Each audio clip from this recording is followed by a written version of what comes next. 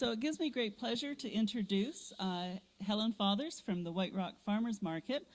You heard from her earlier, so you know how good a speaker she is. She is, however, a White Rock City Councilor. She's the market manager for the White Rock Farmers Market, and she's a board member of the BCAFM, and I've had a chance to work with her there for a few years.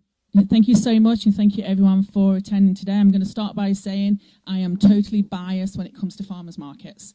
So anytime farmers markets come up at the city council table, I get apples in my head and I start to go a little bit weird. So obviously I have to excuse myself at the council table anytime that comes up because I wouldn't want any perception of conflict of interest, because of course I'm always going to vote yes. So just to make sure that you're all in the right room today, I'm going to start off by talking about farmers markets as delegations, and then I'm going to talk a little bit about the municipal city's role, and then the actual presentation to City Council that the White Rock Farmers Market does on an annual basis, and then I'll take any questions from the floor if there is any. So as we all know, each farmers market is the heart of every community, and every great city has a great farmers market, and that is, I think everyone can attest to that in this room. Next slide. Just a little few shots. I'm a closet photographer, so you'll see me around the farmers market. I take picture after picture after picture. So this is the usual council stuff, and you know, the council table really really is. I mean, I don't want to say it's boring, but you know, our life really revolves around agendas, planning meetings, agendas, planning meetings, agendas, planning meetings, and that really is the life of a city councillor. Next slide. And this is a request to appear as a delegation form. Now, I haven't looked through every city council website, but I would imagine that they're pretty much the same. For every city. There will be a form on the city website where you would have to download and ask to be a delegation. So this is what the White Rock form looks like. So once you've filled in the form and you've sent it off to the city clerk, they'll be in touch with you and they will tell you the date and time of the meeting. They'll tell you the allocation on the agenda or the spot that you'll have. And then they'll give you a brief outline of the protocol, you know, the type of questions you can ask and the format. They'll also tell you the length of time of presentation. Ours is 5 minutes, so you have to cram in so much information in 5 minutes. So it's very important that you decide what you want to tell your city council, because you've only got 5 minutes, and they don't usually extend that timeline because we usually have a lot of delegations to get through.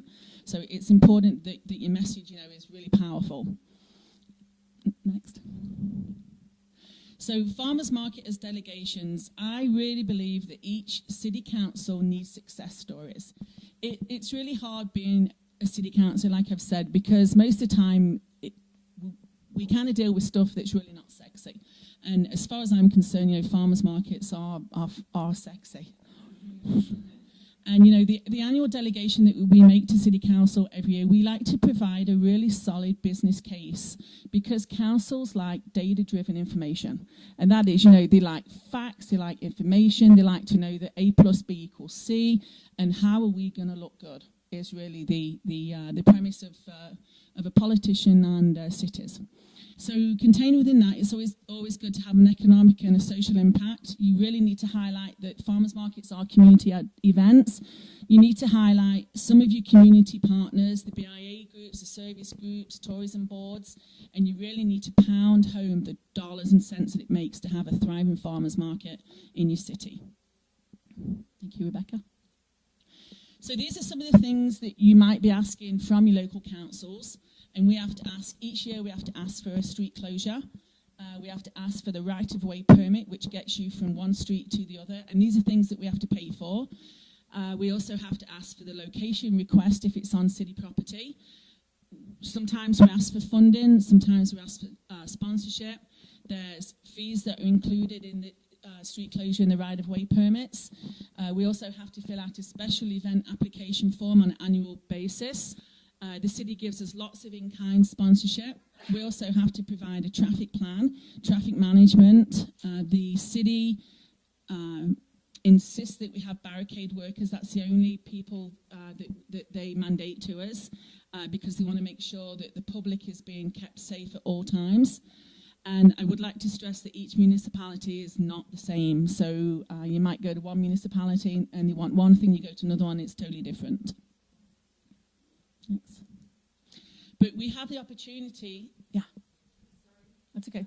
So are you asking, when you do the delegation, are you asking for your asks during the delegation? Are you giving them information and then you're doing your asks separately? Well, you can do it both ways, and really from our perspective, because we've been presenting for so long, if you're a first time, you know, that would be where your ask is, because any time you can get all of the council members together is your opportunity, because otherwise it's going to be a phone call to one councillor, a phone call to another councillor, but when you've got them at the council table, they're all there at the same time.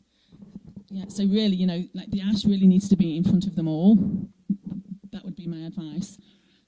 So the opportunity, there's a fantastic win-win situation that farmers market and local municipalities have.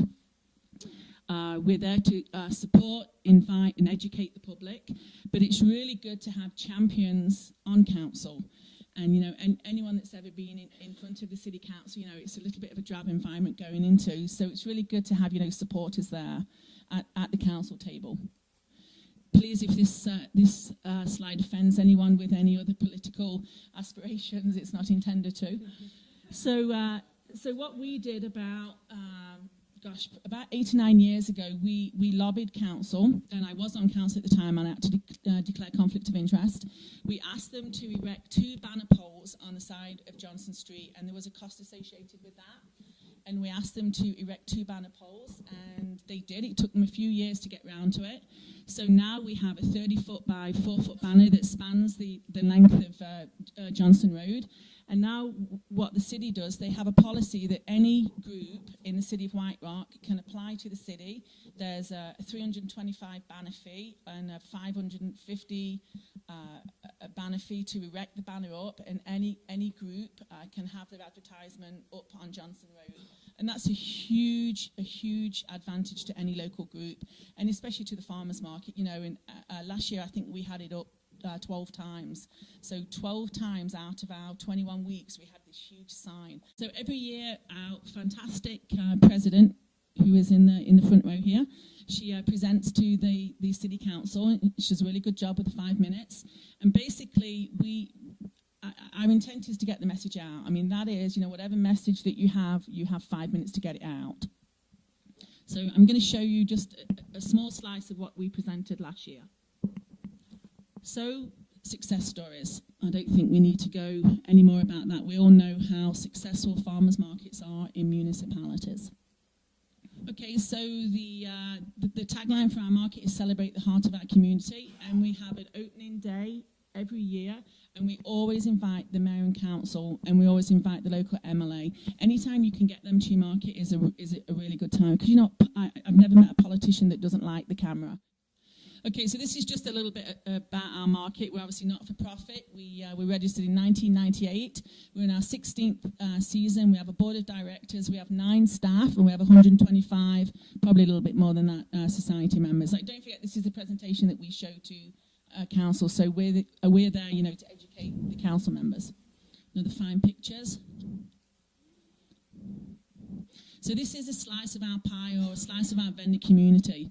So, like most farmers markets, we have artists and artisans, the baked goods, community groups that we give free space to. We have dairy, food trucks, free kids booth, local musicians, meat and fish, produce, service providers, specialty foods, and wine, beer and spirits. And what I think is really great, the City of White Rock has a busking program, and they run their busking program through our market, which I think is fantastic. So we have buskers there. We also have paid musicians as well that we do pay, but our market is quite lengthy, so the buskers are at the top of the market and our paid musicians are at the bottom end of the market. But it's a successful program for the city, and I'm pleased that it's run through our market. So this is what the market supported and delivered in 2015. Obviously the BCIFM Food and Nutrition Coupon Project, the amount of the dollars was $12,500. Our community partners was Sources and the White Rock South Surrey Food Bank in the Women's Place, a 16-week programme. We also were successful in the second year of the Provincial Investment Agriculture Foundation, the BC Buy Local, which you guys heard a little bit about earlier on. And we also gave $1,000 to Sources Food Bank. And I'm very proud to say that that total is now $3,500. And that's what the board has given to the local food bank. So well done on them. And this year what they've done is they've added a line item in the budget to go straight to donation to the food bank, which I think is fantastic. We also ran, for a couple of years, we ran a local cooking program through the market, and we asked local chefs to come to the market. It was a huge onerous task though for the staff that was working at the market, so we kind of dropped that program. Not that it wasn't successful, but the workload was immense. So this is what our season looks like. We are a 30-week market. Our summer market goes from the last Sunday in May to Thanksgiving, and then the winter market continues straight after. So we're a 30-week market. We have 85 weekly vendors at the summer market and about 40 in the winter market. We also have a scholarship fund, the Mary Hartwell Scholarship. Mary was a past director of the market, and she passed away, and her husband, David Hawkins, who's in the audience today, decided that he'd like to donate some money into that program, and the board decided also to add funds to it. So in the time that it's been running, we've given away $10,000 to people that have applied that are working in the agriculture industry or the food and nutrition industry, and I'm happy to say that it's been over $10,000. We also have special event days, obviously the BC Farmers Market Appreciation. We have Kids Day and Doggy Day. So it's always important, when you speak to any municipality or anybody, obviously to thank your sponsors. So they're just a couple of our sponsors. These are also our media partners and sponsors. The Peace Arch News, they continue to give us 50% off our ads, which I just think is fantastic. Edible Vancouver, I think a lot of farmers market advertising that. Tourism White Rock, What's at the Market.